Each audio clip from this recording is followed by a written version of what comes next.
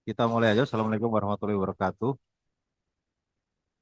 Waalaikumsalam warahmatullahi wabarakatuh. Eh, Ketemu kembali ya untuk kita belajar tentang manajemen produksi dan operasi ya, baik yang online maupun yang offline. Ini perlu kalian ketahui ini adalah pertemuan kita yang terakhir ya. Jadi setelah ini nanti akan disusul dengan mata kuliah yang baru dan setelah ini juga saya akan membuat materi untuk UASnya. Jadi ya udah UAS ya cepet aja ya. Tahu-tahu kalian udah nikah aja nanti ya. Lah iya udah UAS udah ini tahu-tahu udah nikah. Nah memang begitu ya. Oke baik ya. Nah kemarin sebetulnya ada materi yang dipakai untuk Anda membuat modul itu tentang lean production. Nah ya lean production itu ya adalah metode atau tool yang dipakai oleh manufacturing atau produksi dalam rangka mentransformasi dari manufacturing yang konvensional tradisional menjadi eh manufacturing yang berbasis dengan peralatan dan teknologi ataupun yang modern ya. Nah, kalau yang lama itu sistemnya adalah push system, maka yang terbaru adalah pull system. Jadi kalau Anda nanti cari push system sama pull system itu apa?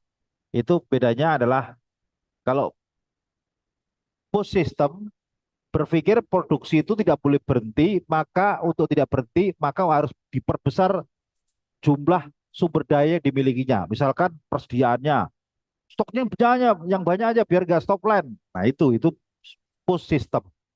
Tapi kalau pull system enggak.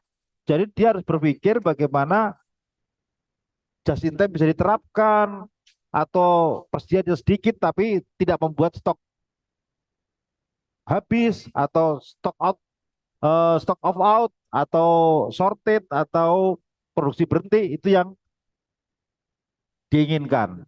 Nah, tentunya itu menggunakan sistem informasi teknologi dan lain sebagainya agar apa? Semua terdeteksi kalau ada masalah-masalah dengan baik dan tercapture dengan baik dan disinkronisasi dengan internet apa informasi teknologi agar linknya manufacturing terpadu ini terbangun. Siapa? Ya bisa dari manufacturing itu sendiri, customer, sampai pada supplier itu bisa link. Bahkan antar supplier, antar customer, dan manufacturing itu bisa menjadi satu informasi yang bisa diakses. Nah itu. Jadi basic lean adalah doing thing right dan doing right thing. Nah, kalau thing right itu beri mengerjakan sesuatu dengan benar, ya. Itu think right. Kalau right thing berarti mengerjakan ya sesuatu harus dipikirkan benar-benar ya. Jadi benarnya yang tepat bukan ini. Nah, artinya apa? Kalau think right itu berkaitan dengan efisiensi ya, berkaitan dengan efisiensi tapi kalau right thing itu efektif. Nah, tentunya yang paling baik adalah efektif dan efisien ya, udah biayanya murah, praktis tapi efektif. Tapi, however, kalaupun tidak tercapai semuanya, kita harus fokus pada efektivitas, baru efisiensi. Contoh begini, ya, saya mungkin bisa jadi jam 9 nanti harus di Singapura, ya. Jadi kalau kita memandang sesuatu speknya udah benar, pasti orang persepsi pertama, dia udah, ini pasti sudah melangkah lebih maju. Contohnya kalau di produksi atau di warehouse, ya, waktu incoming, ada yang kerja di warehouse? Hmm? Di gudang nggak masuk. Ya, biasanya di gudang itu ada namanya kalau barang datang itu ada incoming. Incoming itu pasti cek barang itu satu-satu ataupun dengan random atau dengan sampling dan apa. Nanti pasti ditanyakan tentang spesifikasinya. Kalau udah ini, ya pasti itu paling ini. Nah, pada tataran ini ditekankan pada kesesuaian, ya, sesuai atau confirm, ya, ya, conformity. Ya, kalau tidak sesuai ya timbang, tambahin non aja, ya. Ini kalau tidak sesuai, sesuai dan tidak sesuai. Nah, ya, bisa Mas. Udah. Sudah, Pak. Sorry tadi ini apa namanya? Eh internetnya jaringannya agak sedikit ini drop.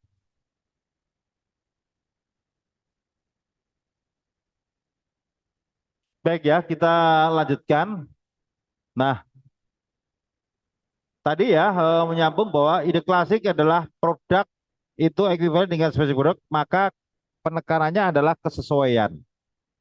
Sepanjang produk itu dengan sesuai, maka itu adalah sesuai, kualitas bagus, tidak mempertimbangkan keinginan pelanggan. Dan orientasinya ada produksi.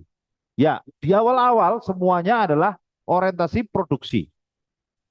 Jadi kalau produksi atau manufacturing menganggap produknya sudah bagus, pasar yang nggak diperhitungkan, ya itu. Jadi di awal-awal itu begitu. Nah, kalau sekarang enggak, apa maunya pasar, ya. Makanya Anda akan timbul atau Anda eh, bisa melihat handphone itu adalah bentuk produk yang diinginkan pasar, sangat mempertimbangkan pasar, ya. Makanya jangan heran karena handphone banyak produk-produk yang lama menjadi wassalam. Contohnya apa? Yang kira-kira yang wassalam? Radio wassalam, Walkman wassalam, ya kan? Apalagi nah,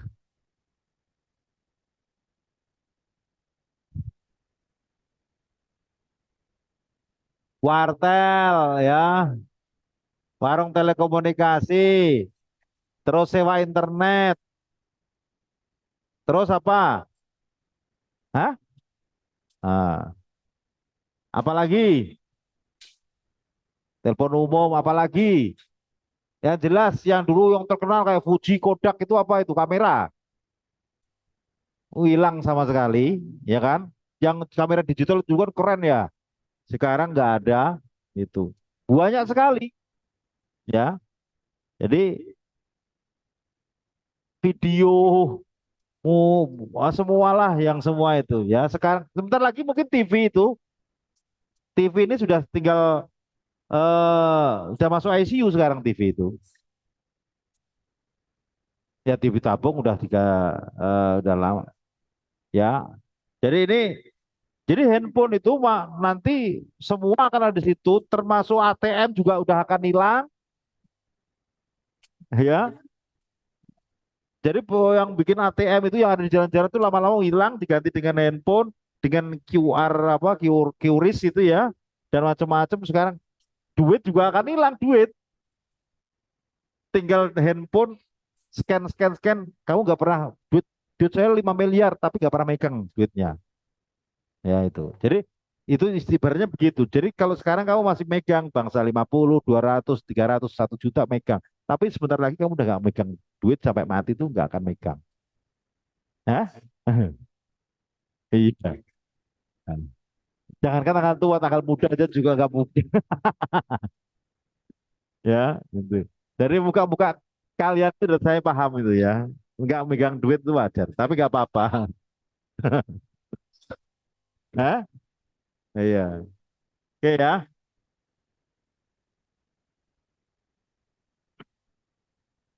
Kita lanjutkan ya.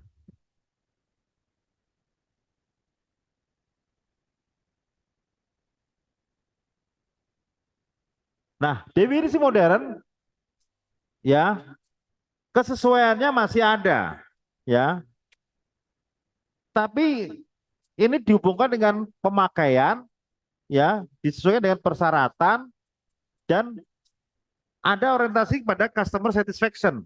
Bahkan lebih dari itu, more than customer satisfaction adalah delight customer. Customer itu dimanjakan ya. Kita tuh dulu ya kalau naik mobil ya, misalkan masih pakai tombol-tombol, sekarang enggak. Tutup dong pintunya, nutup sendiri itu. Kunci dong pintunya itu kan ya gitu. Itu bisa sendiri. Lama-lama saya mau tidur, setir dulu sendiri gitu kan bisa. Bisa gitu. Nah, itu sampai pada posisi kamu itu dimanjain sama produk itu. Ya. Artinya bener-bener ya. Kalau dulu kan kita mau menyalakan televisi atau radio kan pakai bukan remote, pakai biasa itu kan. Akhirnya yang ini ya maaf tangan kita atau kalau kita lagi tidur kaki kita yang ini megang-megang sampai ke panel-panelnya itu kan. Kasihan banget kaki kita itu ya. Ah, kadang-kadang ada yang setrum juga. Nah, sekarang enggak dengan jauh pakai remote aja bisa gitu kan dari mana-mana. Nah, ya. Itu termasuk juga ini semua pakai remote bisa. Itu. Jadi benar-benar dimanjakan. Nah, kesesuaian dengan persyaratan, kesesuaian dengan pemakaian dan kemudian kepuasan pelanggan. Itu konsep ke depannya. Jadi kalau kita mengatakan Toyota Avanza dengan Fortuner itu ya bukan yang Fortuner itu kualitasnya lebih bagus daripada Avanza, enggak. Tapi kesesuaiannya dengan persyaratan pelanggannya apa. Oh, saya mampunya Avanza dan saya menganggap Avanza ya yang paling berkualitas itu. Karena apa? Duit saya pas dengan Avanza itu. Ya, bahwa dia mengatakan Fortuner kan bagus. Ya menurut orang, tapi menurut saya enggak. Biasa aja. Karena nggak punya duit untuk beli Fortuner gitu. Ya, apalagi untuk beli aparat gitu kan ya. Kalau ke Parat mungkin bisa, aparat itu nggak nggak nyampe. Itu baru aparat ya, belum Lexus atau Velfire atau Land Cruiser yang harganya udah di atas 2 atau 3 miliar itu. Nah, itu itu kondisi itu. Jadi kesesuaian match dengan apa yang diinginkan. Baik itu dengan persyaratan maupun dengan pemakaian. Ya, itu. Jadi konsepnya ke situ. Oke. Jadi konsep modern. Makanya dalam aspek kualitas atau dalam aspek quality system ya US itu tidak pernah mengatakan yang tidak berkualitas itu NG atau yang berkualitas itu good. Itu enggak. Tapi conformity dan non conformity. Coba deh di ISO.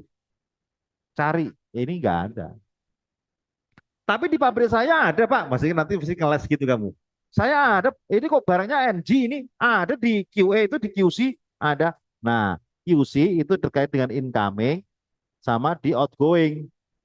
Itu memang ya untuk menilai barang ini langsung dikasih stempel NG dan tujuannya untuk supaya eksekusi aja. Tapi di lapangan nggak ada. Pasti conformity dan ini coba deh kesesuaian. Ya. Makanya konsep kesesuaian itu nanti hubungannya apa? Ada namanya proses ya control chart itu PCC atau statistik control chart ya itu. Nah ini apa? Ada garis yang kayak gini yang tadi saya katakan ada namanya ACL dan LCL. Upper ya control limit dan lower control limit. Ini adalah yang normal. Maka nanti di sini kesesuaian. Nah itu grafiknya begitu. Jadi sepanjang di sini naik turunnya itu sesuai gitu. Gitu. Oke. Jadi itu yang kita atau Anda semuanya harus pahami ya. Jadi kalau misalkan makanya kadang-kadang kita itu di dalam membuat apa saja nggak usah terlalu ini. Kalau misalkan ada membuat restoran ya, itu jangan berpikir yang mewah itu ya, Ya, itulah yang sesuai dengan. halo, Halo, kenapa ini? kenapa ini? Eh? Ada yang ini? Oke ya, balik. Yang mewah, restoran yang mewah itu yang sesuai enggak. Malah kadang-kadang orang saya nggak perlu ini konsepnya yang kayak gini-gini itu cukup gitu loh. Jadi supaya kita tidak membuang budget atau membuang uang gara-gara berpikir bahwa inilah yang berbaik, konsepnya kualitasnya bagus, tapi sebetulnya itu nggak diinginkan. Ya. Jadi makanya harus hati-hati dalam memandang kualitas ya, gitu kan. Itu. Oke, karena bisa subjektivitasnya juga ada, ya gitu loh. Gitu. Makanya jangan heran kan, gitu kan. Kamu misalkan orang Barat itu kalau ke sini dikasih gadis yang cewek, ya cewek atau wanita yang putih gitu malah nggak cantik gitu kan. Tapi dikasih wanita yang coklatnya coklat tua itu apa? Ih, cakep dia gitu kan. Luar biasa cakepnya itu. Wah, kita kebalik gitu kan. Kalau yang warnanya kulitnya coklat atau hitam itu jelek lah ini dia. Gitu ya. Yang putih yang mulus makanya Anda pakai apa? Ya pakai merkuri, pakai apa sampai itu. Atau dicat sampai super deluxe itu kan sampai biar putih. Nah, itu ya, itu. Jadi, nah ini artinya apa? Ya itulah tadi kesesuaian. Ya, persepsinya berbeda-beda. Nah, itu. Oke. Nah, ini definisi modern. Jadi aspek ISO pun nanti dalam quality system itu adalah customer satisfaction. Ya. Oke. Kali lagi.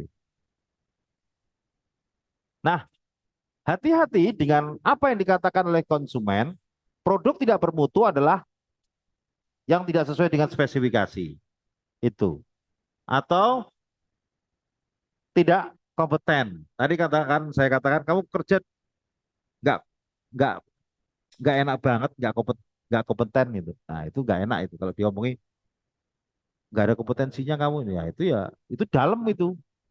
Kalau kamu kerja bener-bener deh kamu ini nggak kompeten itu dalam sebetulnya. Kalau kamu nggak bisa kerja itu masih mending, tapi nggak kompeten itu dalam sebetulnya.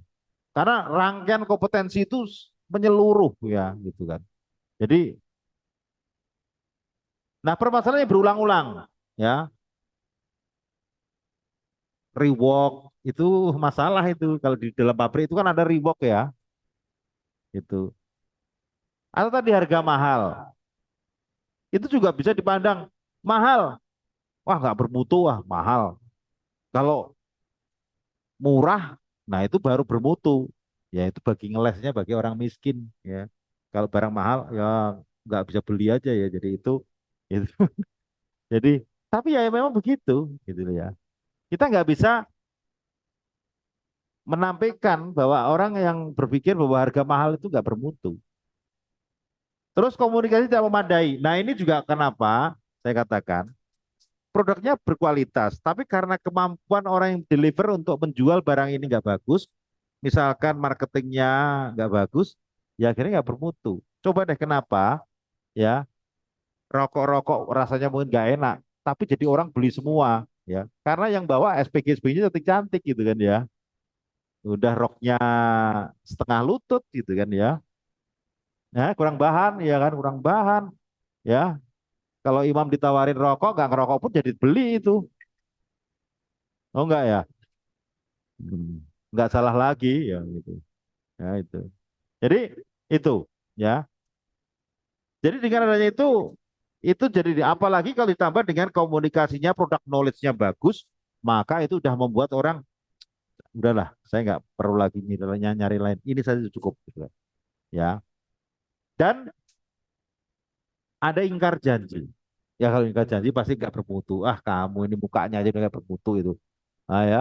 Apa ingkar janji, hoax, bohong melulu, nah itu udah pasti nggak bermutu. Ya, memang tanda eh, suatu produk nggak berkualitas itu yang ingkar janji. Dikirim nggak jadi ya, terus dibongkar diperbaiki oke, tapi nggak oke itu ingkar janji namanya semuanya. Banyak lah ya itu. Itu yang kita harus pahamkan. Oke. Nah, di dalam mutu itu melalui juga ada proses berevolusi ya. Mulai budaya tanpa mutu ya, ya saya yakin memang dalam membuat barang atau produk atau apapun itu pasti awalnya dari budaya tanpa mutu. Taruhlah ya, sebelum nanti ke kampus pagi-pagi bikin tahu goreng atau tempe goreng, itu goreng seadanya. Kamu cek mutunya? Enggak. Ya kan? Kamu bawa, jual aku ya, berpikir, wah laris jualan kamu. Wah enak. Belum tentu juga itu enak. Kamu cara ngecekinnya nggak tahu gitu kan. Jadi nggak ada mutu. Ya, sampai nanti setelah itu mulai banyak, kiranya kayaknya nggak mungkin deh kalau saya menjual segitu banyaknya terus nggak ada inspeksi. Mulai diinspeksi barangnya gimana, higienisnya gimana, tepungnya gimana, terus ini semuanya. Mulai itu inspeksi tapi dalam sebatas inspeksi, ya, belum terprogram dengan baik. Setelah itu baru mengendalikan mutu, yaitu kita sudah membuat quality control, ya, ada pengendalian mutunya, ya. Sudah ada orang yang bisa mengendalikan, baru terus masuk pada jaminan mutu atau sistem manajemen mutu atau QMS. Nah, kalau kita sudah meregistrasi diri kita, perusahaan kita pada badan sertifikasi untuk mendapatkan ISO 9000. Ya. ISO ini banyak, ya. Enggak hanya 9000, ada yang 14.000, ada yang 18.000, ada 22.000, 45.000 dan macam-macam. Tapi yang umum 9.000 tentang masalah mutu, 14.000 tentang masalah bola. Ada yang tahu nggak 14.000? Kalian kerja masa nggak tahu? 14.000 tentang apa? Hmm? Tentang lingkungan. Kalau 18.000 tentang K3. Emang di perusahaan nggak ada ISO 18.000 OSAS? Ada kan? Iya, K3 itu 18.000. Ya, itu. Nah ini, ya. Nah, siapa yang mensertifikasi? Pihak institusi yang mempunyai kompetensi untuk mensertifikasi. Misalkan kayak TUV, SGS, Liot, atau dan lain sebagainya. Baru setelah itu kita masuk pada puncak dari segala evaluasi mutu adalah TQM atau disebut Total Quality Management atau quality yang terpadu. Namanya ada sekolah terpadu, ya. Itu berarti bagus. Ya, kalau terpadu, kalau masih pecah-pecah nggak bagus. Kalau udah terpadu bagus. Ya, gitu. Kalau coba kalau orang punya istri 4 gitu, terpadu jadi satu, rukun, itu berarti kualitasnya bagus, ya. Karena untuk mengendalikan itu susah, ya terpadu ya. Terakreditasi itu kan orang luar yang menyatakan. Jadi kalau kamu ini eh, kayak misalnya gini loh Mbak, kalau terakreditasi itu kayak kamu dapat ijazah itu kan terakreditasi. Tapi saya belum berpikir kalau kamu ini oke gitu loh, gitu. Ya ijazah itu kan kayak gitu. Kan salah satunya untuk mengakreditasi orang kan ijazah, sertifikat. Tapi apakah kamu berijazah, bersertifikat tuh udah oke? Kan belum. Nah, nah ini contohnya begitu. Jadi sama dengan ini. ISO, orang yang kena ISO itu belum tentu oke, ya. Tapi kalau kita sudah melakukan ISO dalam perjalanan ini, pihak konsultan itu punya kewajiban untuk apa? Surveillance, mengaudit dan terus-menerus sehingga perusahaan itu tetap terjaga ISO-nya. Makanya kalau kamu ingin terakreditasi ijazah kamu, dijaga ya dengan dites terus, diuji terus. Kalau nggak diuji ya nggak sama sekali. Nah ujiannya apa? Dengan tes kemampuan ini. Kalau mau akuntansi ya harus di ini. Ada kasus-kasus akuntansi dan ini dan itu diuji. Gitu. Hanya itu ada examination. Nah sebetulnya kamu ini bekerja itu ya salah satu ujiannya untuk menyatakan bahwa oh ini ada kompeten itu. Kan di awalnya kan sudah pernah diuji kompetensinya kamu kan. Nah, nanti diaplikasikan masih tetap kompeten nggak, kompeten itu. Makanya dalam strata dalam pekerjaan juga begitu. Ada namanya ahli muda, ada ahli mada, ada senior kan gitu levelnya. Trainer aja ada namanya apa? Junior training, junior trainer, ada middle trainer, ada senior trainer, ada expert. Itu beda-beda untuk melevelin itu supaya apa? Itu dilihat dari kompetensinya dia. Itu ya, itu. Dan itu biasanya kalau di perusahaan begitu di level nanti akan ketahuan berarti dia kompensasinya juga dilebihin dari sisi itu. Makanya kalau orang kompetensi rendah jangan berharap dia dapat gaji tinggi gitu loh, kayak gitu ya. Itu. Tuh, oke ya. Jadi terpadu itu artinya menyeluruh yang dimana segala aspeknya sudah terkoneksi. Jadi terintegrasi ya. Atau integrated manufacturing atau ISO integrated.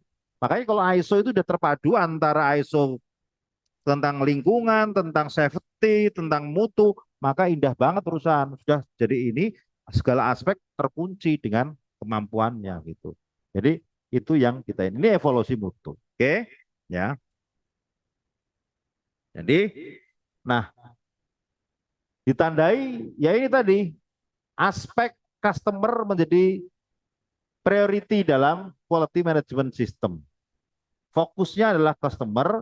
Nah, di dalamnya bagaimana perusahaan ini akan melakukan segala upaya untuk membangun customer melewati apa? Ada namanya manajemen responsibility, ada namanya pengukuran macet lagi nih linknya, apa? Internetnya enggak stabil, lagi galau kali internetnya.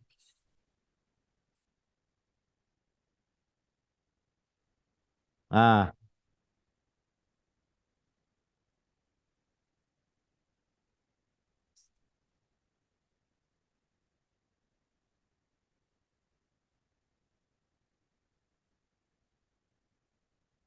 enggak bisa. Ntar masih bintang,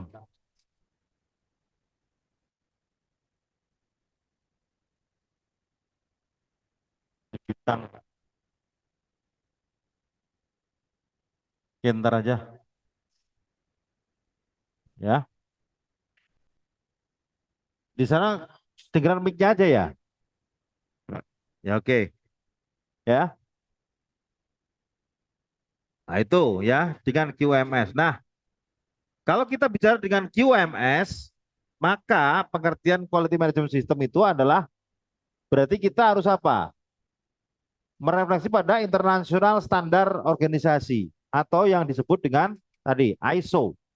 Jadi QMS itu adalah pola yang dibangun bila suatu perusahaan sudah mengaplikasikan atau punya sertifikasi ISO, maka disebut dengan dia mempunyai sistem manajemen mutunya, ya.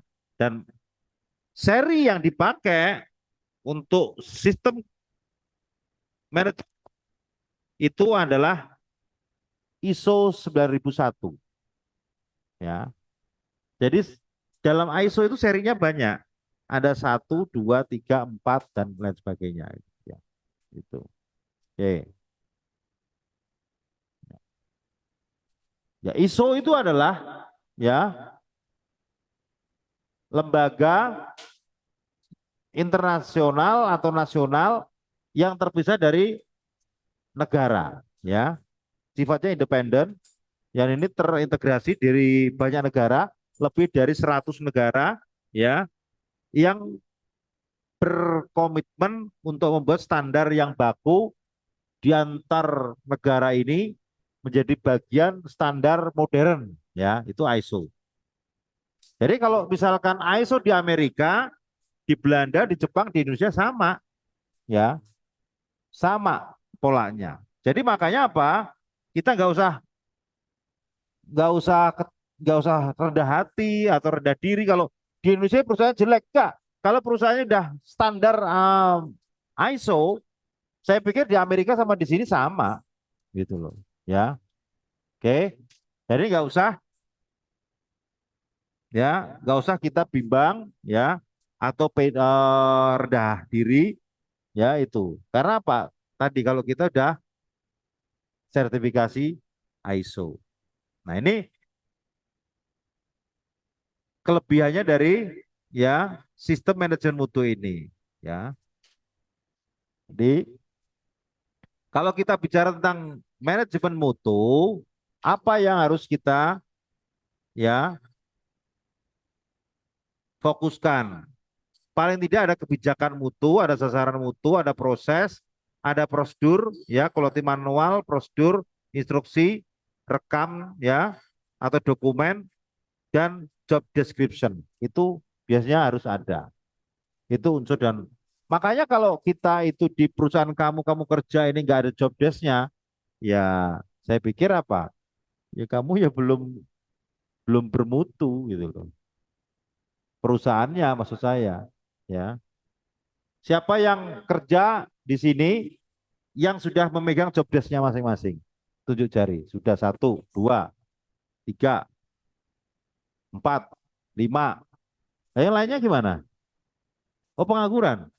Masih. Oh, jangan pengangguran, pengacara. Pengangguran banyak acara. Ya. Jadi kalau kamu nanti ya, misal besok mau kerja atau sudah mendapat pekerjaan, tanya pertama aja job desk-nya. Job desk-nya. Jangan sampai kamu kerja nggak punya job desk. Kalau kamu nggak punya job desk, biasanya nanti jadi sasaran tembak terus. Iya. Hah? Ya iya pasti. Sudah kamu dikerjain orang terus kalau salah disalah-salahin, sasaran tembak terus.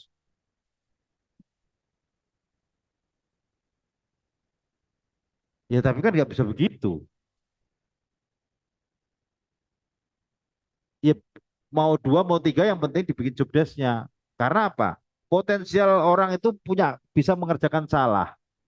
Kalau benar ya memang itu kerjaan kamu, tapi kalau salah, kamu perlindungannya apa? Ya.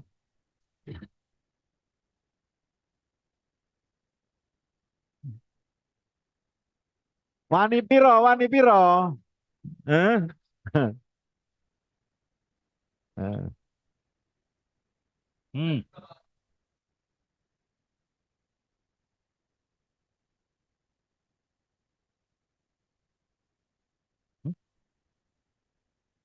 Apa? G?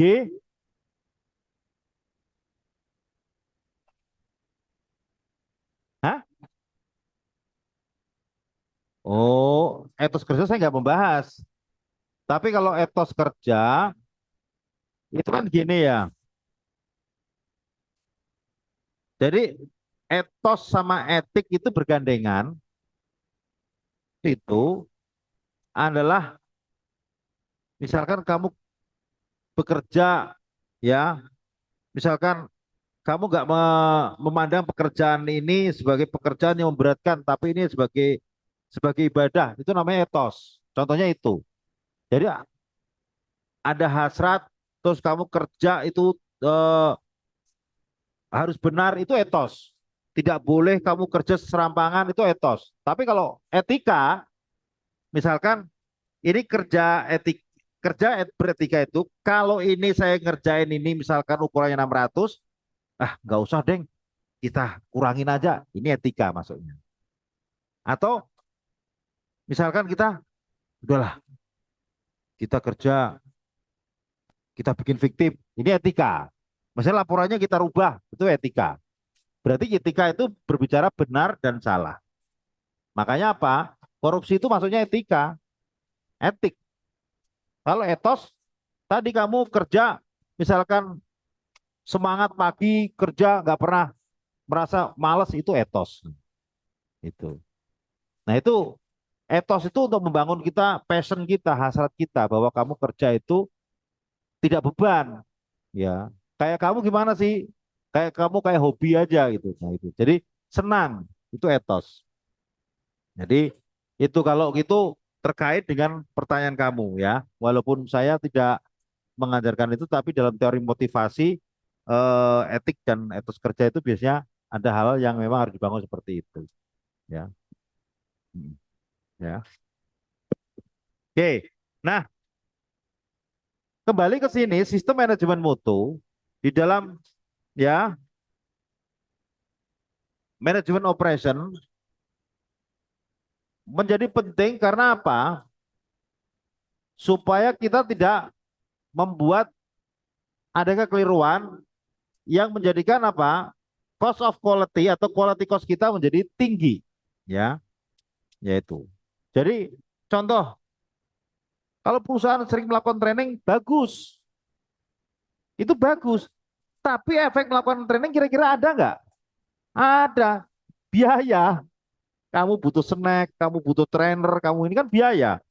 Ya, itu jangan dikira bahwa training itu bagus. Nah, kalau kamu mutunya bagus, kualitas bagus, perlu ada training nggak? Nggak perlu. Nah, oleh karena itulah inilah standar ini supaya apa? Menjaga bahwa semua dijamin dengan baik.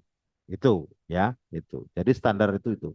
Makanya ada dalam proses quality standar mutu itu ada namanya prosedur. Kamu kerja kalau ada job desk-nya, ada prosedurnya, ada formatnya, ada dokumennya, ada instruksi kerjanya, apalagi di pabrik ada nama instruksi kerja, workmanship-nya itu ada, semua jadi enak. Oh, station 1 ingin setnya ini, station 2 ini, semua pasti itu terus ya. Itu. Dan itu dipelihara. Itu. Oke, ya. Jadi ini lanjut dari ISO ya. Jadi ini adalah standar manajemen di bidang mutu yang menghasilkan barang atau jasa di organisasi ini. Jadi tujuannya untuk memuaskan pelanggan, melaksanakan peningkatan berkelanjutan atau continuous improvement ya, continuity, dan untuk memenuhi ketentuan hukum yang mengikat produk atau jasanya tadi ya. Kalau itu terkait ya. Nah, prinsip-prinsipnya apa sih dalam quality management system itu adalah ini ya. Ada namanya customer focus pertama.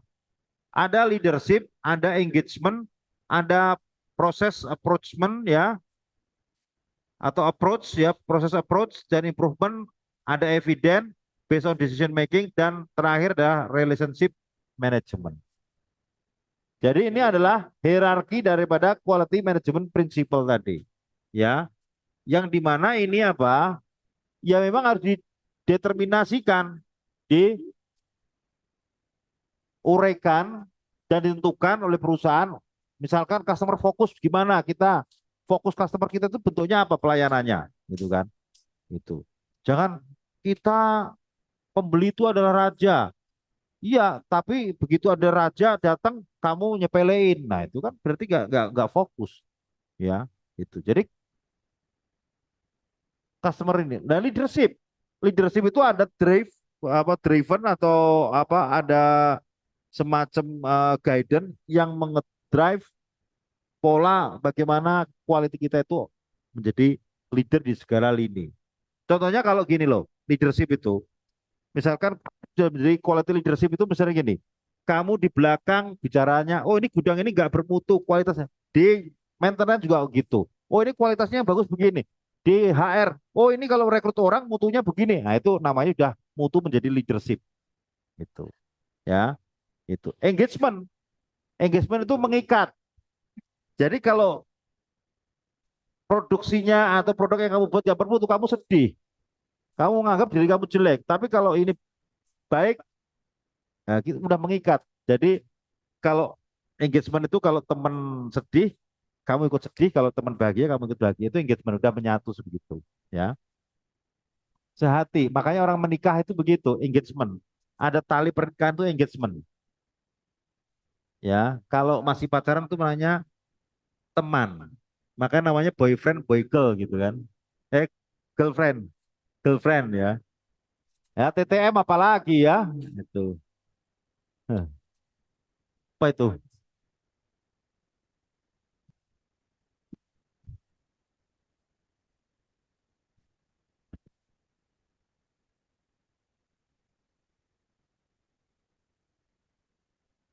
Tapi udah tahu bukan tanpa status, tetap aja kamu mau kan gitu masalahnya. Hmm. Kamu suka PHP tapi mau di PHP gitu. Ya, ya. Jadi ya, tapi itulah wanita ya. Eh, udah tahu di PHP tapi besok tergelincir lagi di PHP lagi gitu kan ya. Ya, ya. Oke ya. Nah, lanjut adalah proses approachment ya. Jadi pendekatannya pendekatan proses ya. Jadi tidak bisa, oh kalau prosesnya nggak benar, ya nggak bisa, ini harus begini dulu, ini proses. Nah, proses itu tadi akan bicara kompetensi. Jadi kalau kamu ini tahu-tahu ya belum aja kamu jadi kader, belum ini tahu-tahu jadi wali kota, jadi gubernur, jadi presiden. Nah ini nggak benar prosesnya pasti kacau gitu loh. Tapi kalau kamu udah menapain, Pak saya dari mulai karirnya dari SD, dari SMP, dari SMA, dari kuliah, ini proses. Ya kalau tahu tiba-tiba kamu kuliah langsung lulus, ya, ijazah nembak kan, gitu kan? Ya pasti ya, gitu. Kecuali kalau kamu mau dedikasikan sudah mau dedikasi dari awal, saya nggak mau sekolah, saya mau otodidak, itu mau belajar sendiri berdasarkan pengalaman saya, experience saya, dan itu silahkan. Kayak Bu Susi itu kan dia mendeklir bahwa bukan saya tidak mau belajar, tapi sekolah tidak, saya pikir tidak bisa menampung saya. Yaitu bahasa dia. Berarti berarti apa? Sekolahan itu masih di bawah Bu Susi. Beyond the school itulah Bu Susi. Dan ternyata memang dia pede gitu. Kayak Rocky Gerung itu kita nggak bisa nyalain. Sekolah nggak ada pentingnya bagi dia gitu loh. Ya, karena ya tadi bagi Rocky Gerung sekolah itu belum menciptakan orang bermutu. Sekolah itu tanda apa ijazah itu ada tanda prasekolah, tapi belum tentu tanda orang berpikir gitu. Nah, itulah contoh yang kita harus pahami ya. Jadi ini pendekatan proses. Tapi kalau dalam perusahaan nggak bisa tiba-tiba BIM salah BIM terjadi ini nggak bisa. Karena apa? Nanti ada standar bagaimana dia diaudit. Kalau proses nggak benar, ini potensial karena perusahaan itu tidak dimiliki oleh satu dua orang aja. Ini adalah grup kelompok. Seandainya saya nggak ada, bagaimana kita bisa menjaga perusahaan ini bisa sustain, bisa bertahan terus? Maka perlu adanya proses. Itu, ya, itu. Nah, selanjutnya adalah improvement. Itu konsep daripada quality adalah improvement. Apa? Ada berkesinambungan dalam melakukan apa? Perbaikan, terus peningkatan dan apa itu. Makanya kalau kamu statis, gak ada peningkatan, pasti di perusahaan dibikin rame. Misalnya kerja itu, Pak kerja di sini enak, Pak nyaman, Pak, semua pokoknya. Tapi perusahaan menganggap itu gak seneng kamu. Di kantor kok stabil begini gak seneng, pasti dibikin konflik kamu. Supaya apa? Rame, akhirnya kamu kompetisi untuk bisa ini. Wah dia ini lebih baik ini. Pasti nanti kalau kamu itu ada perusahaan atau atasan sudah kamu bekerja tenang-tenang tahu itu dibanding-bandingkan kamu ini buruk lebih baik ini, nah itu dikonflikkan. Berarti kamu harus siap untuk memperbaiki, untuk meningkatkan diri. Karena apa? Perusahaan lagi memandang kamu ini statis, nggak ada peningkatan. Maka kalau udah itu pasti kamu akan diadu. Kamu bisa kerjain, kamu jelek kerjanya, bagusan dia. Itu nggak apa-apa.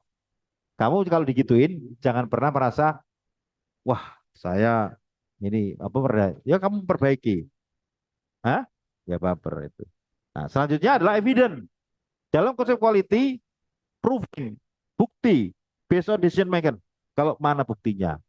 Kalau kamu, oh dia ini Pak, korupsi, buktinya mana? Oh ini kualitas, mana? Proof.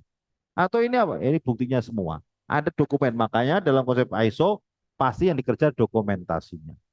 Makanya ada dokumen centernya di perusahaan, ada kontrol dokumen, ada uncontrol dokumen, dokumen yang dikontrol dan dokumen yang tidak dikontrol. Termasuk relationship manajemen hubungan antar semuanya ya gitu. Nah, ini terkait dengan apa? Menghadapi namanya manajemen krisis ya, hubungan ini. Jadi ada resiko, manajemen resiko dan lain sebagainya. Oke, ini ya keterangannya Anda bisa baca ya, dan ini adalah manfaat daripada sistem quality itu seperti ini ya. Oke, ya jadi apa? Ada banyak hal, misalkan ya bisa lebih baik proses kontrol dan lain-lain sebagainya. Nah ini ya sistem jadi lebih efisien ya dari sisi aspek biayanya, image perusahaan juga positif, komunitas lingkungan jadi baik ya semuanya dan semuanya itu jadi meningkat dengan baik ya. Kalau kita melihat perusahaan ya misalkan gimana dengan Yuti, gimana dengan Astra kan bagus. Nah pasti image-nya jadi kita, oh iya dia udah ISO, udah kualitas sudah bagus dan ini semuanya. Itu selalu begitu ya. Oke, lanjut. Nah, pendekatannya ya dalam QMS adalah tentunya prosesnya ya, tolak ukurnya ya, dan ada namanya perkiraan potensi resiko ya, itu. Nah, ini dasarnya dari apa? Dari ISO 9001 versi 2015 ya. Itu kalau kita eh, membaca dari referensinya. Ya, jadi ISO yang sekarang ini ya memasukkan ke dalam apa namanya? Persyaratannya adalah adanya manajemen risiko atau risk management yang selama ini nggak pernah diukur ya. Nah, risk management ini termasuk apa? Kalau misalkan ada praktek manajemen yang salah, ada bencana, ada dan semuanya itu bagaimana cara mengatasinya. Oke, itu kalau kita bicara QMS atau sistem yang sudah mengadopsi internasional standar ISO tadi. Levelnya adalah TQM. Ya. Total Quality Management, ya. TQM adalah satu pendekatan ya manajemen yang dimanfaatkan untuk total keberhasilan jangka panjang melalui kepuasan konsumen. Ya, itu. Nah, istilah dalam quality management atau total quality management banyak. Ada yang menyebut dengan TQM, ada yang menyebut dengan total quality control, ya. Ada yang menyebut dengan apa namanya company with control quality control, ada yang total quality service, total quality maintenance, atau continuous quality improvement, CQI dan lain-lainnya. Ya, ya ini kalau kita balik ke sini, baik yang offline maupun yang online, kita paham ya namanya organisasi itu kadang-kadang punya style yang berbeda, termasuk dalam penamaan organisasinya dan metodenya gitu kan. Ya, yang kadang-kadang itu pun juga hampir sama. Contohnya dalam Seven ya Ways gitu kan, 7 pemborosan yang digagas oleh Lean Manufacturing tadi ya, ada tunggu itu kalau dikombinasikan dengan 5S yang produk Jepang kan nggak beda-beda jauh, sama ya. 5S itu kan unsurnya apa? Yang menghilangkan muri, mada, mudah kan? Pemborosan, sia-sia yang berat-berat dan apa semua itu kan? Kaizen juga sama. Nah, sebenarnya juga gitu, TQM itu ya gitu. Kalau orang Jepang mungkin bisa TPS atau TQM atau apa, tapi orang Amerika orang ini beda-beda. Nah, itu nggak masalah ya. Yang penting intinya adalah konsep total quality yang terpadu ya, yang kita harus pahami. Nah, dalam konsep awal TQM ya, ini banyak nih ya. Ada Philip, ada Juran, ada Deming, ya, ada Arman, ada Koharu Ishikawa. Ini yang terkenal dengan apa? Metode sirip ikannya, ya, fishbone, ya, metode penyelesaian masalah itu. Mereka apa? Pentingnya komitmen manajemen. Jadi quality without ya policy by top management adalah nothing. Ya, pendekatan strategis melalui sistem mutu. Ada kebijakan mutu. Pentingnya pengukuran mutu. Ada standarisasi, ada namanya perbaikan proses, continuous improvement, ada namanya training ya atau training and education. Nah, ini ya. Makanya kalau indikasi perusahaan ini bagus atau tidaknya ya training aja bisa dilihat. Ada training enggak? Boro-boro Pak, kita udah kerja 10 tahun misalnya nggak pernah ada training. Nah, itu indikasi perusahaan ini tidak aware atau tidak punya kepedulian terhadap peningkatan karyawan. Dia nggak mau ngeluarin duit untuk anak atau karyawannya. Dipikir enak aja gitu kan itu ya. Kalau dia mau pinter ya sekolah sendiri aja. Nah itu nggak bener. Kalau perusahaan yang baik mestinya ya memberikan kesempatan untuk training. Bahkan beberapa perusahaan ada yang memberikan beasiswa untuk sekolah, melanjutkan sekolah S1, S2, S3, S-Teler, S-Mambu ya. Ya itu. Ya.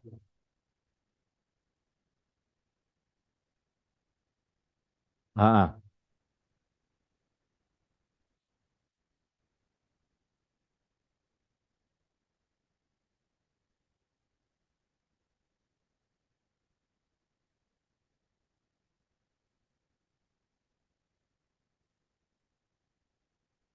Secara undang-undang regulasi, oke ya, perhatikan ini ada yang tanya. Kalau orang disekolahkan oleh perusahaan, kan biasanya orang terus kan ikatan dinas gitu kan ya. Kalau undang-undang mengatakan kamu mau disekolahkan dengan biaya yang ratusan juta bahkan miliaran, sebetulnya ikatan dinas itu hanya ikatan moral aja. Tapi legal standingnya nggak ada. Artinya kalau misalkan perusahaan kamu saya ikatan dinas 5 tahun, kalau enggak kamu harus bayar kembalikan uangnya gitu. Kalau misalnya kamu keluar, sebetulnya secara hukum pun dia nggak bisa nuntut. Nah, ya walaupun dia mengikat tapi ikatan itu batal demi hukum aja. Karena hukum tidak mengatur gitu. Ya moralitas saja. Ya, cuman kamu ini ya kesepakatan kita berdua, moral kamu aja yang bicara. Nah, kalau kamu sebenarnya oh enggak saya keluar terus saya perkarakan hukum, silahkan aja. Maka mesti kamu menang. Karena itu statusnya disekolahkan itu ya sudah hak perusahaan. Hak perusahaan itu kenapa? Mentraining kalian karyawan itu. Karena perusahaan mau mengambil kemampuan karyawan itu untuk apa? Produktivitasnya, memajukan perusahaan kan? Kecuali kalau kamu perusahaan ini perusahaan produksi roti, trainingnya kunting yang mungkin atau tentang yang lain yang tidak berhubungan dengan perusahaan. Nah, itu mungkin baru baru penyelewengan. Tapi kalau berkaitan dengan perusahaan, ya makanya training itu nggak bisa disalahkan. Itu harus menjadi beban karyawan. Karena udah kewajiban perusahaan mentraining perusahaan itu walaupun biaya besar. Ya anggap aja kalau dia keluar Pak, ya udah resiko ya itu. Emang kalau orang yang pinter nggak ada potensi keluar? Ada. Keluar itu karena gara-gara dia pinter aja. Enggak. Gara-gara gaji gede juga bisa keluar loh. Ya kan? Itu. Nah, kalau kamu nggak pengen karyawan kamu keluar, ya kamu harus bikin suasana yang nyaman, perusahaan yang enak, fasilitas yang enak, gajinya yang mapan, ya gitu kan. Nah, baru itu. Kalau kamu gajinya kecil, semuanya kecil, apanya kecil, karena ya, Boarding in progress. ya nggak tahu Ya nggak ya. tahu. Nah, ya. Artinya kalau semuanya fasilitasnya nggak ada semuanya ini, ya kalau kamu orang pinter mau bertahan, janganlah kamu keluar, kamu di sini. Ya nggak bisa, karena di luar sana itu banyak yang ngiming-ngiming, udah di tempat saya aja 2 kali lipat gitu. Gimana nggak ngiler? Ya, makanya ada namanya konsultan rekrutmen itu namanya disebut head hunter. Head hunter, memburu kepala itu namanya head hunter. Makanya kalau istilahnya pembajakan kan itu kan, hijack. Jadi orang-orang misalkan dari perusahaan ini di hijack, ya kayak dulu di apa marketingnya LG di hijack oleh Samsung, dihargai per bulan 100 juta gajinya. Ya biasa aja. Jangankan kok di perusahaan, di bola aja juga transfer pemain ada, ya kan? Nah itu wajar kayak gitu tuh. Selama kamu nggak kuat bayar, akan dibeli oleh klub lain, ya itu. Jadi jangan jangan heran kalau misalkan sekelas Messi, sekelas siapa, ya, itu pasti di mana-mana laku dan kalau dia di sini nggak berani ngebeli atau menjaga dengan harga tinggi ya pasti akan dibeli orang itu. Oh tapi yang bikin dia bisa begini kan saya. Lah itu kamu udah membuat itu sudah ada dikompensasikan dengan hasilnya yang dia raih. Dengan misalkan Barca contohnya udah meraih juara ini, juara ini. Itu udah ini gitu loh. Ya. Makanya juga ini juga kembali lagi selain itu juga perusahaan udah biasa karena dapat sama seperti gitu. Kalau kamu ini kerja contohnya ya 20 tahun. Jangan berpikir, wah Pak saya udah 20 tahun masa kerja saya masa nggak dihargai. Sorry, saya bilang gitu. Kerja Anda itu begitu gajian sudah masa kerja nggak berlaku lagi. Karena apa? Kamu kerja sebulan itu udah dihargai dengan gaji itu. Harusnya apa? Berarti perusahaan ini nggak baik dong. Saya loyalitas mana? Nggak ada. Kamu selesai setiap bulan itu udah digaji itu. Tuntas sudah. Jadi apa? Kalau kamu kerja itu ya hitungannya sebetulnya bulan. Karena gajiannya bulan. Gitu loh. Ya kan? Hakikatnya kan itu. Kalau kamu bisa 20 tahun, yaitu prestasi kamu bisa bertahan sampai 20. Berarti apa?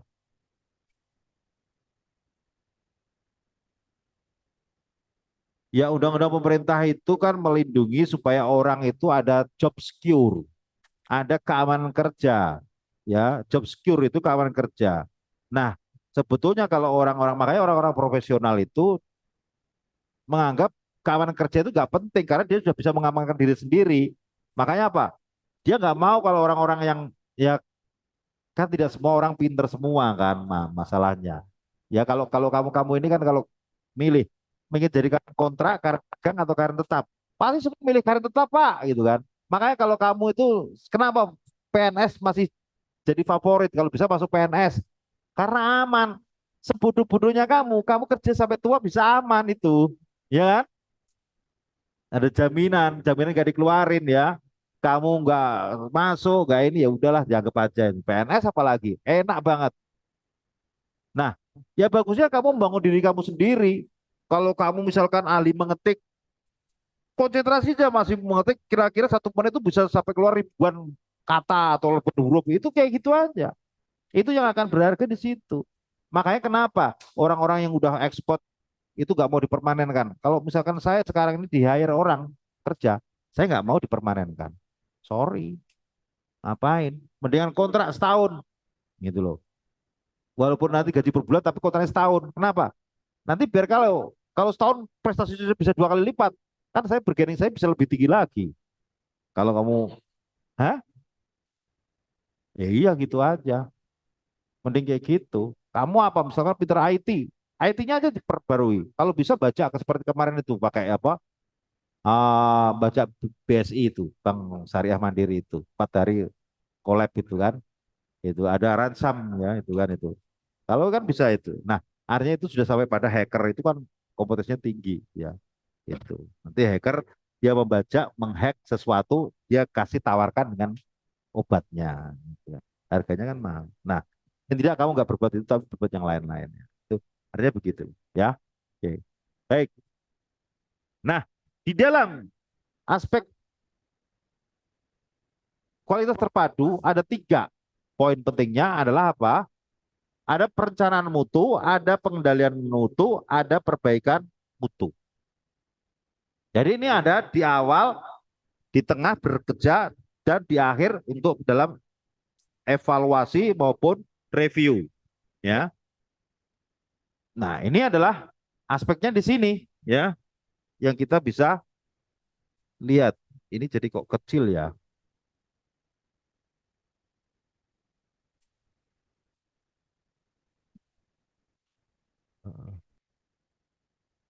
Nah ini ya. Jadi aspek di sini di awal perencanaan mutu ya. Ini kalau grafik ini membacanya ya. Ada zona di mana mutu ini pasti ya kita namanya awal. Kadang-kadang ada hal-hal yang tidak diharapkan, unexpected. Seperti ini, lonjakannya awalnya kita berpikir, wah kita bagus nih. Tahu-tahu melonjak, jerat. Nah ini sampai ke bawah ini. Ya, itu adalah itu. Maka di sini harus ada perbaikan mutu namanya. Nah, setelah ada perbaikan mutu, maka zona selanjutnya adalah mengendalikan mutu atau kita menetapkan standar baru. ya standar baru ini. Nah itu. Nah nanti standar kalau udah ditetapkan baru dibuatlah namanya prosedur lagi, ya namanya apa? PDCA, plan do check action, plan do check action terus itu standarnya itu, ya itu. Nah ini ya Anda bisa belajar dari sistem ya PDCA tadi, plan do check action tadi, ya itu. Nah jadi bagaimana Anda kita menerangkan mutu dari mulai perencanaan, ya perencanaan mutu itu artinya adalah sesuatu yang membuat keluaran itu sesuai dengan yang diharapkan dalam roadmap atau ya jalur atau peta jalur dari mutu kita, ya.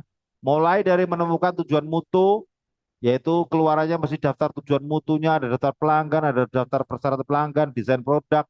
Nah, ini adalah keluaran yang diharapkan, ya, yaitu. Hmm.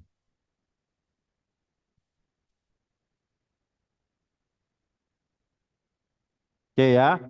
Nah, dari aspek ini, ya, artinya nanti dibuatlah namanya tujuannya, ya, baik secara spesifiknya sampai bagaimana menjelaskan hasilnya, terus diukur dan lain sebagainya. Itu tujuan tentunya itu. Contohnya di sinilah ya, itu. Anda mendefinisikan mutu itu harus clear. Contohnya, kalau tujuan mutu yang buruk itu begini. Contohnya, mengurangi catat produk. Sepintas bagus kita mengurangi catat produk. Bener nggak? Contohnya, saya pengen insaf Pak, taubat Pak, gitu kan. Atau mengurangi perbuatan nakal saya. Ya bagus. Tapi ini tidak terspesifikasi dengan jelas. Berapa yang kamu kurangi? Maka yang paling baik adalah mengurangi catat produk dari 1% menjadi misalkan 0,5% atau 0%. Itu begitu. Diukur, ada ukurannya, gitu kan? Gitu. Jadi itu.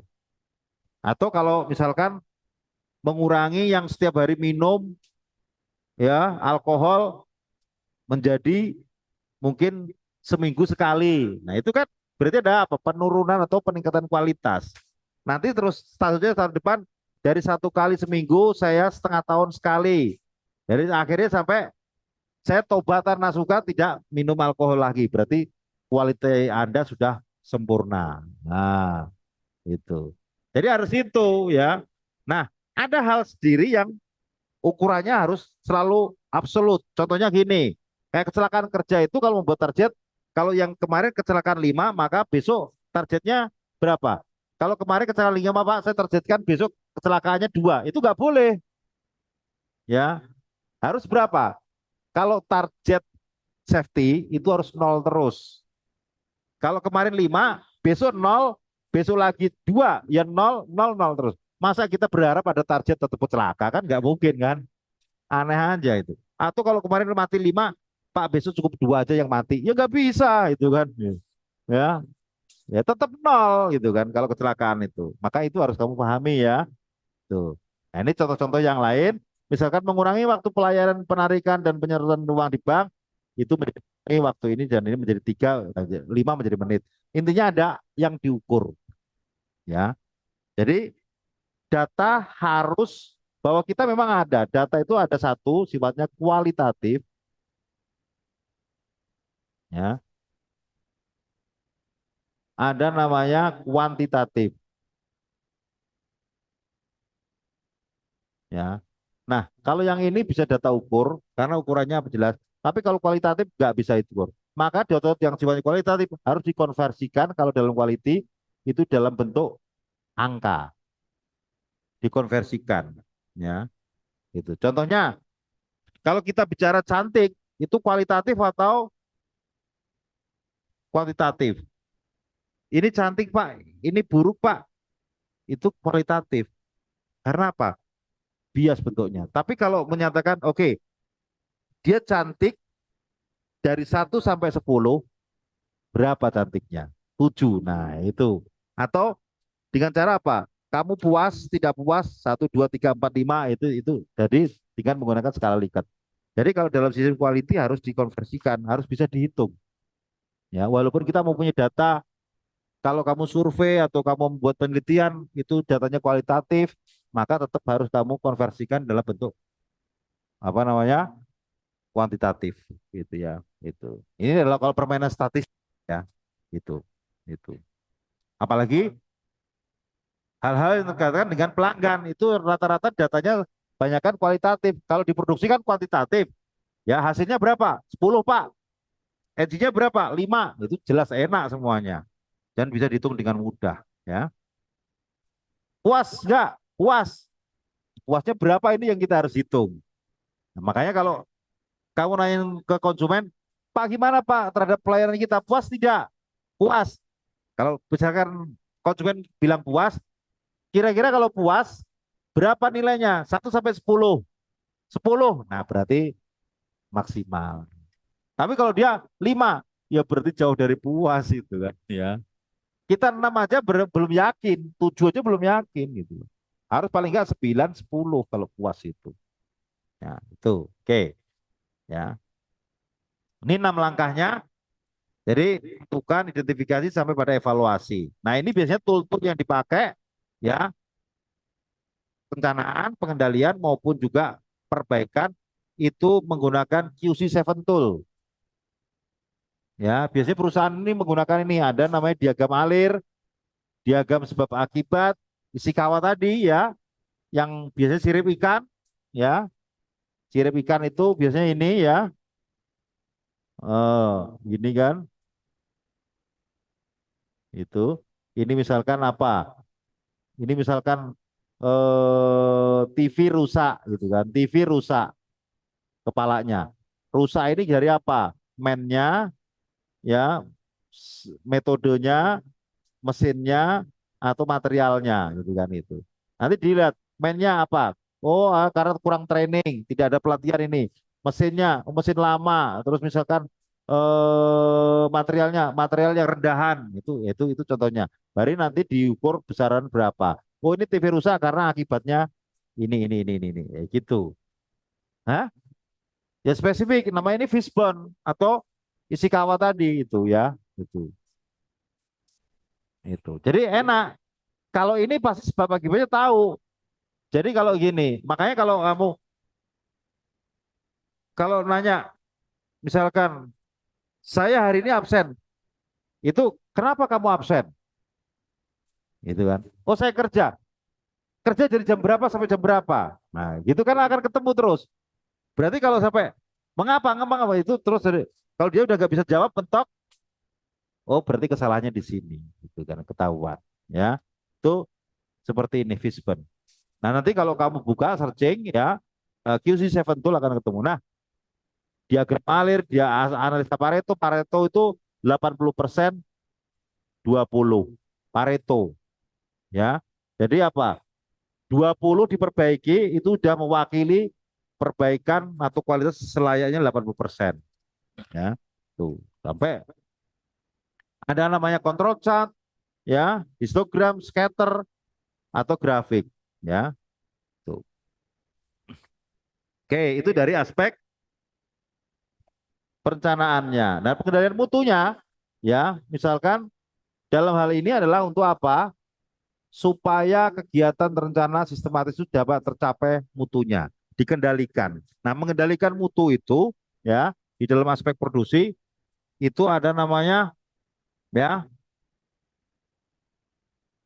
periode produk apa yang pelanggan inginkan ya. Ini lewat apa? Penelitian pasar. Kedua, lewat perencanaan, pelajari dan rencana produk apa yang akan diproduksi ya.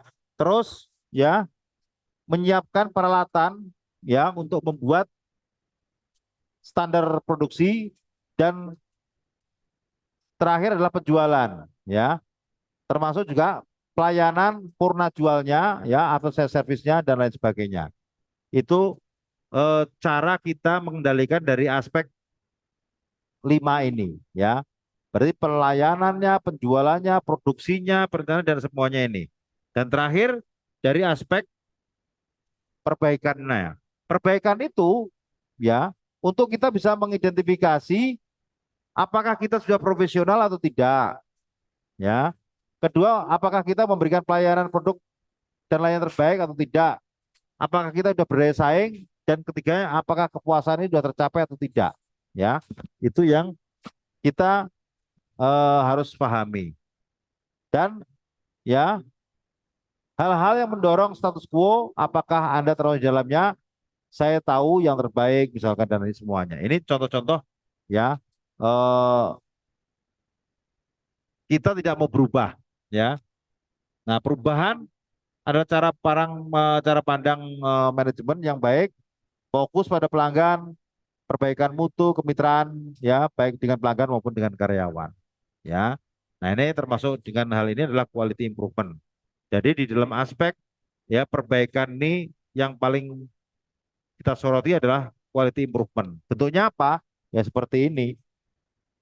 Aspek manajemen, employee, owner, dan juga customer itu menjadi stakeholder yang harus kita perhatikan, ya, untuk selalu ada proses improvement berjalan terus menerus. Oke. Dan terakhir dari materi ini adalah aspek maintenance-nya. Di perusahaan maintenance pasti harus ada. Nah, sekarang pertanyaannya, kenapa harus ada perawatan, harus ada maintenance? Pertanyaan itu kira-kira jawabnya kamu gimana? Kalau kenapa harus ada perawatan? Tujuannya apa perawatan itu?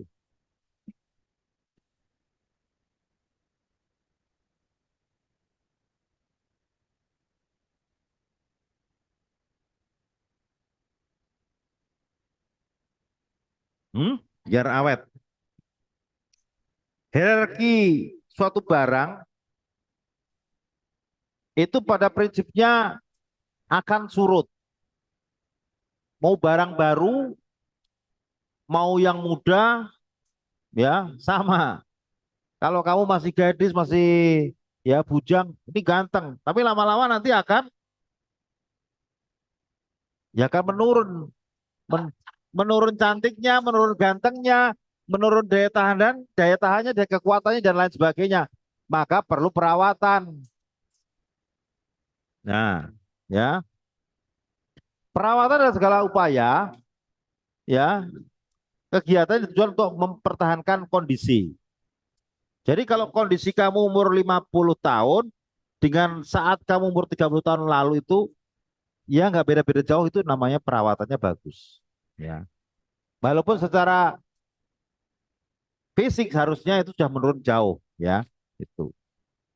Jadi jangan, makanya kita itu kenapa perawatan penting? Karena perawatan itu bisa mempertahankan tadi barang yang kita beli, aset yang kita beli itu menjadi bertahan, menjadi umurnya menjadi panjang. Kamu beli mobil baru kalau setahun kamu gak masukin bengkel untuk perawatan, ya hancur juga gitu loh, ya. Apa cuma pakai doang, ya itu. Ya. Ya. Jadi mengoperasikan alat, ya, memberikan pelumas, mengajar semua ini adalah bentuk perawatan. Makanya, nah, inilah fungsi perawatan. Jadi sebetulnya dalam aspek logikanya, ya, semua aset yang kita miliki itu dari mulai baru itu sebetulnya menggelintir ke bawah performanya. Tapi karena ada perawatan, maka dia sedikit bisa bertahan, diganjel, ya. Iya, jadi tracknya dirubah sedikit supaya dia kondisinya bisa nggak langsung drop gitu, ya, stabil. Nah ini jadi mencegah terjadi kerusakan, mengupayakan kinerja alat dalam keadaan maksimum, mendukung upaya memuaskan pelanggan. Inilah perawatan, ya. Nah perawatan itu, ya, sejarahnya juga ada. Dari mulai di awal itu dinamakan preventive maintenance, kekinian ada produktif maintenance, artinya terkait dengan produktivitas, dan terakhir adalah total produktif maintenance, terintegrasi, ya ini. Jadi kembali lagi, semua mau maintenance, mau quality, mau logistik itu pasti modalnya terpadu sekarang ya. Maka ya jangan salahkan kalau semua ini terpadu, terintegrasi. Nah, ini contoh-contoh kegiatan maintenance adalah pertama adalah breakdown. Jadi breakdown itu adalah perbaikan yang dilakukan setelah kita melihat ada kerusakan. Jadi breakdown ini adalah kerjaan maintenance yang karena kerusakan mesin mendadak yang tidak kita bisa identifikasi. Itu breakdown. Dan ini sangat dihindari. Walaupun kalau terjadi ya itu namanya maintenance juga. Tapi ini sangat tidak hindari karena biayanya lebih mahal. Ya, itu. Jadi makanya kalau kalau motor anak laki-laki sama anak perempuan itu, kalau laki-laki karena maintenance terus maka nggak pernah rusak. Kalau perempuan sering breakdown, ya nggak pernah diperservis, dipakai terus, tahu-tahu prek, mati gitu kan. Nah itu, ya olinya habis, ya tahu-tahu gearboxnya pecah aja di dalam itu, hancur mesinnya. Ya, ya di geradak terus ya. Coba deh kamu ngeliat perempuan-perempuan tuh kalau naik sepeda motor lebih kencang daripada kita lagi, laki-laki. Ya, nggak karu-karuan itu nabrak, prak, prak, prak, prak, ayo. Ya, nah memang iya, ya, iya, memang nggak semua sih, tapi kebanyakan begitu. Iya, makanya kalau dia ngesen kanan itu biasanya ke kiri, itu saja rusak. Nah, memang iya,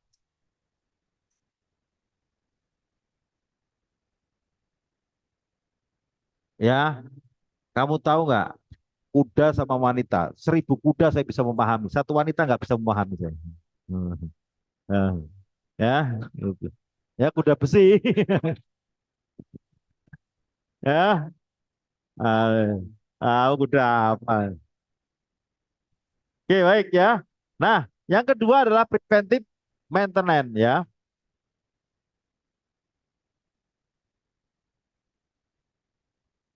Nah, ini lebih baik. Preventif itu ada schedule-nya.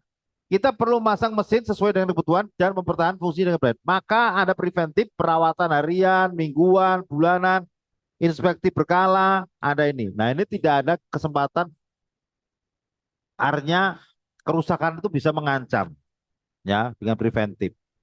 Makanya kalau Anda secara regularly merawat mesin Anda, mobil Anda, fasilitas fasilitas elektronik Anda dengan baik, maka tidak ada namanya kerusakan yang bisa berdampak fatal ya. Tuh, ya. Maka ini penting. Makanya kita itu kalau punya barang yang sifatnya apalagi berkaitan dengan safety kayak mobil, motor itu harus ada namanya preventive maintenance ini. Karena kalau enggak apa? Beresiko terhadap safety kalian ya. Contohnya banyak gundul, kamu jalan aja gitu kan. Ya, itu. Remnya udah hancur, jalan aja. Nah, setelah itu ada namanya corrective maintenance. Corrective maintenance itu adalah hasil di mana improvement pada alat agar alat tidak rusak, memudahkan inspeksi, perbaikan, dan memastikan keselamatan. Makanya harus ada catatan breakdown, ya. Tadi berapa kali sudah terjadi breakdown, maka perlu dikoreksi terus supaya tidak terjadi lagi. Proposal improvementnya terus didorong, kayaknya supaya apa? Lebih pada mengarah pada kita supaya tidak terjadi korektif terus. Ya, ini bisa juga dikatakan seperti kayak improvement di bidang maintenance, ya korektif itu, ya. Ada tindakan atau mengreview. Nah, selanjutnya adalah namanya maintenance prevention. Maintenance prevention beda dengan preventive maintenance. Kalau maintenance prevention itu adalah merancang peralatan yang andal dan mudah untuk dirawat, ya. Artinya maintenance dalam pencegahan, ya. Itu. Mesin-mesin ini diupayakan untuk supaya apa? Bisa dirawat oleh diri kita sendiri gitu loh. Bukan oleh ahli teknisi atau siapa montir-montir enggak gitu ya.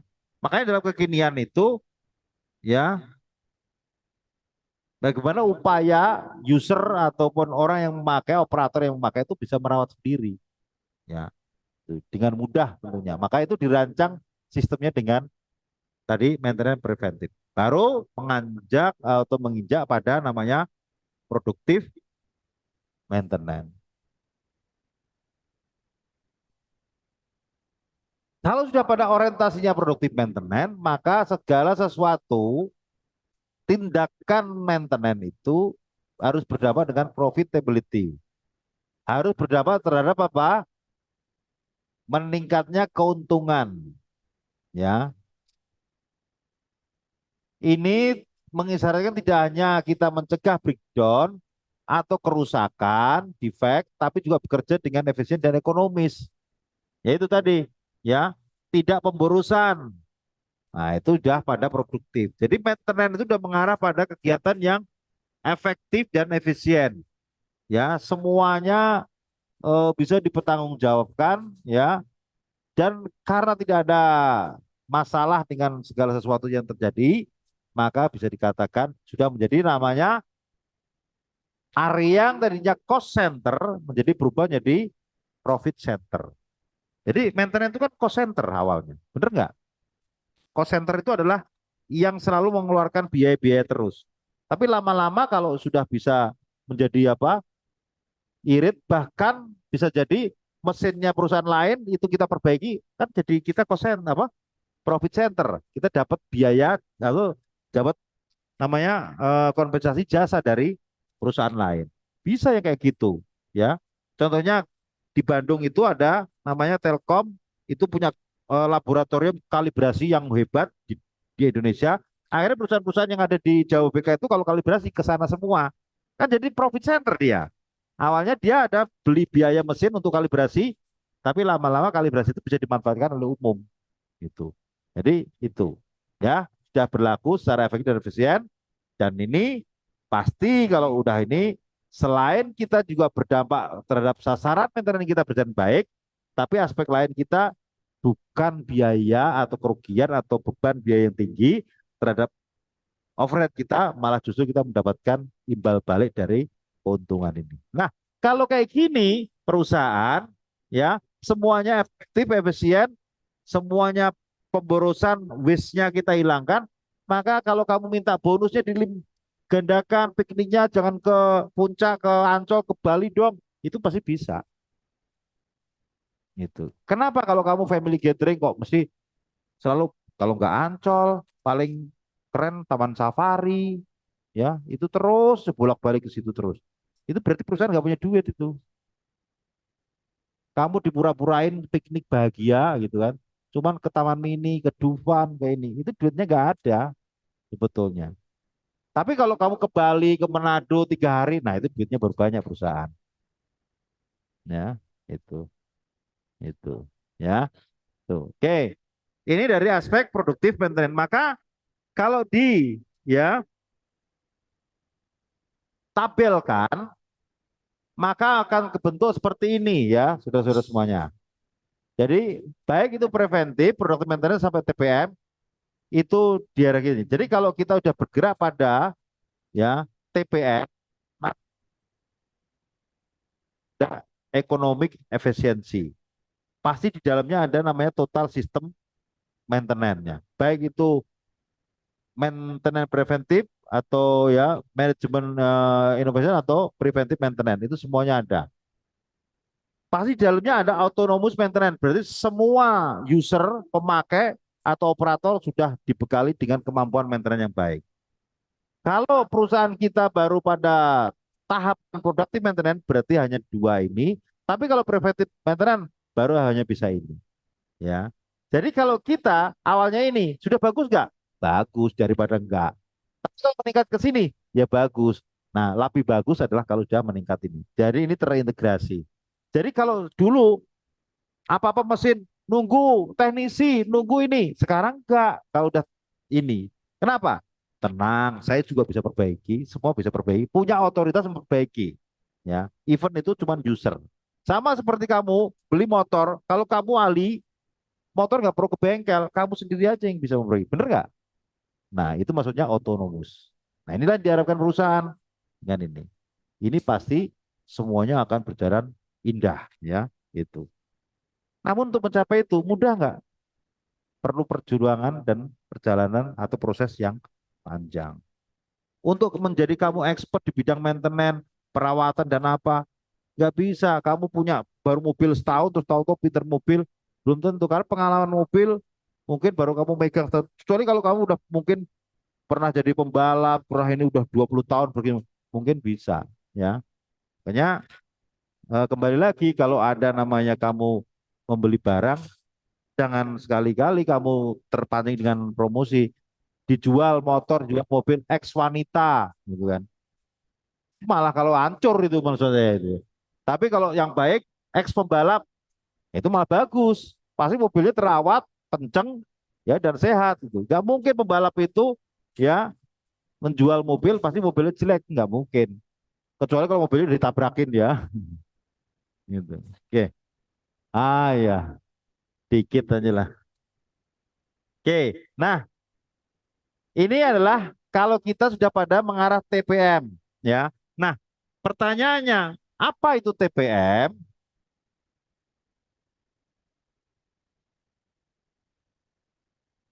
Program perawatan terpadu dengan sasaran membangun perusahaan yang sehat dan kuat dan memaksimalkan efisiensi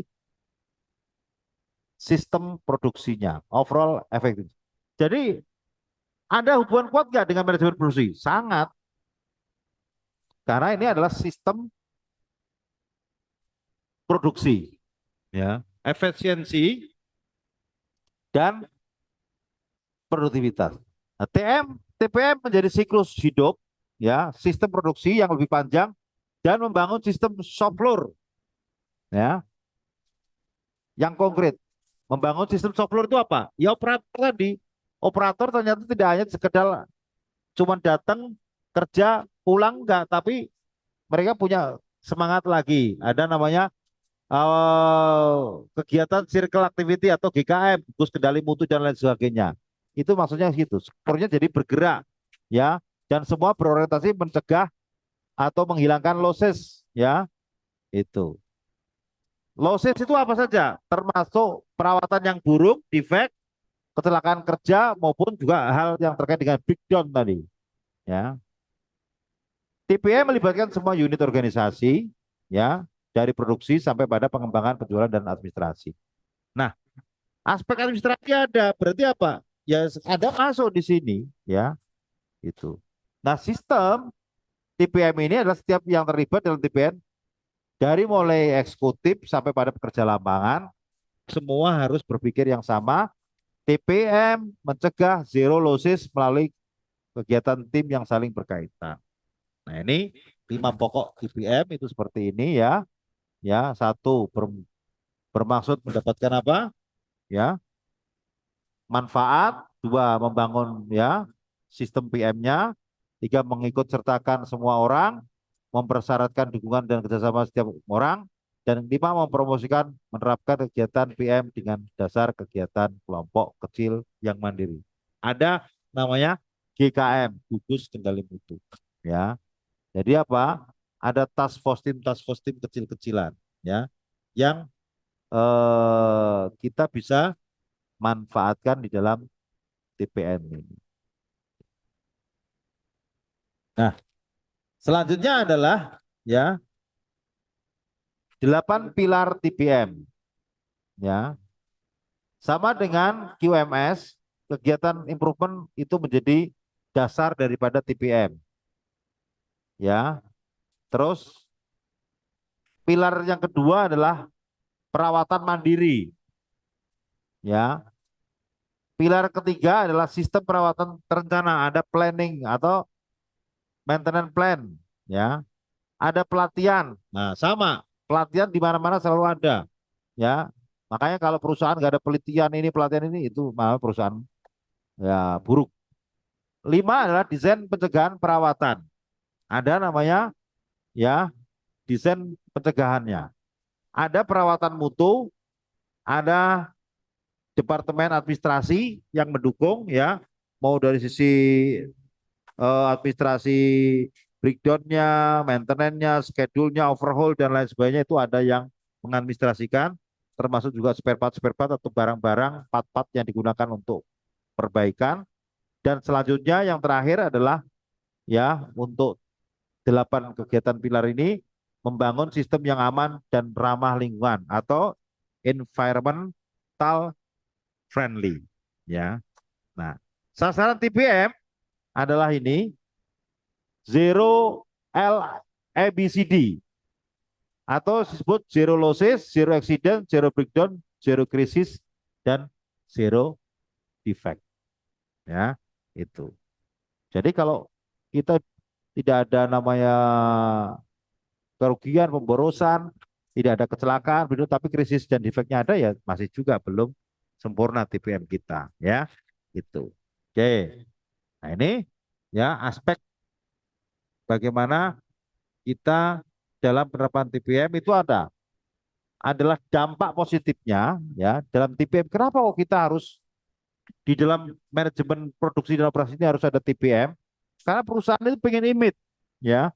Ada namanya image tip. Kalau Anda lihat perusahaan mana, misalkan Astra, kan enak bersih. United Tractor itu ya, walaupun depannya itu pulau gadung yang rusuh gitu, tapi begitu kalau masuk United Tractor itu enak. Suasananya ya rapi, keren kayak gitu ya. Itu Astra apalagi ya, itu sama, itu satu grup dengan Astra. Jadi bisa dibanggakan, bahkan menjadi idaman orang-orang untuk kalau lulus sekolah pengen bekerja di sana. Dan yang paling kalah pentingnya adalah dampak penertiban adalah karyawan semangat bangga terhadap dirinya dan perusahaannya. Jadi pekerja bangga atas peralatannya yang bersih dan handal. Ya, gimana kita? Kalau kamu motor kamu deh, coba deh, ya. Kalau punya motor bersih terus setiap berkinclong terus itu seneng. Selain orang ngelihatnya enak, kamu berarti kamu rajin ya, kamu pasti seneng kebersihan. Kamu orangnya resikan itu. Coba kalau setahun motor nggak pernah dicuci gitu, pantas dia bau kayak gitu, motornya juga pernah dicuci gitu kan itu. Ya, itu motornya nggak pernah dicuci, oh ya, dari kehujanan kena lumpur kan ini sampai setahun nggak dicuci, pokoknya wah sejalan aja. Kalau nggak dicuci, udah ketutup lumpur semua, kamu ada namanya blok yang pecah, yang ini kamu nggak akan tahu karena tertutup dengan blok. Tapi kalau bersih, ada yang crack, ada yang luka, ini pasti kamu tahu. Oh, ini kamu bisa melihat. Ada kebocoran leaking dalam oilnya, ya, semuanya itu kita bisa tahu. Nah, itu kalau kita bersih, ya, dan kita bisa enak. Oke, itu yang bisa saya sampaikan, ya, di dalam apa? Ada pertanyaan? Oh iya, ntar. Ya, di dalam manajemen produksi, ya, tentunya kalau Anda ingin belajar, ya, ya masih banyak hal-hal yang bisa kami pelajari, ya, dalam manajemen produksi itu. Karena ini adalah saya hanya bisa mendeliver yang besaran-besarannya aja, ya. Dan karena waktunya terbatas juga, harapan saya ya semoga apa yang saya sampaikan ini minimal kamu bisa memahami bahwa manajemen produksi itu didesain tidak hanya untuk dibuat supaya mengatur bagaimana produksi operation ini berjalan dengan baik, ya, tapi juga jauh dari situ adalah efektif dan efisien, ya, do the right thing dan do the thing right, ya, itu jadi ini pentingnya di situ. Jadi aspek-aspek ini menjadikan biayanya rendah dan outputnya adalah nanti apa, kita mendapatkan pencapaian kinerja yang tinggi. Kalau kinerja yang tinggi apa yang terjadi? Ya Andanya pasti akan happy, ya itu. Oke ya, baik ya. Nah, karena ini hari terakhir, maka nanti bahan UTS-nya, kok UTS, UAS-nya, jadi TPM, quality atau maintenance quality, termasuk juga lean manufacturing, ya, yang kamu kemarin tugas itu lean manufacturing, dan masih dalam mungkin penjadwalan ya dan kapasitas ya, scheduling, produksi dan kapasitas. Oke ya, itu yang bisa saya sampaikan. Ya, selanjutnya absen.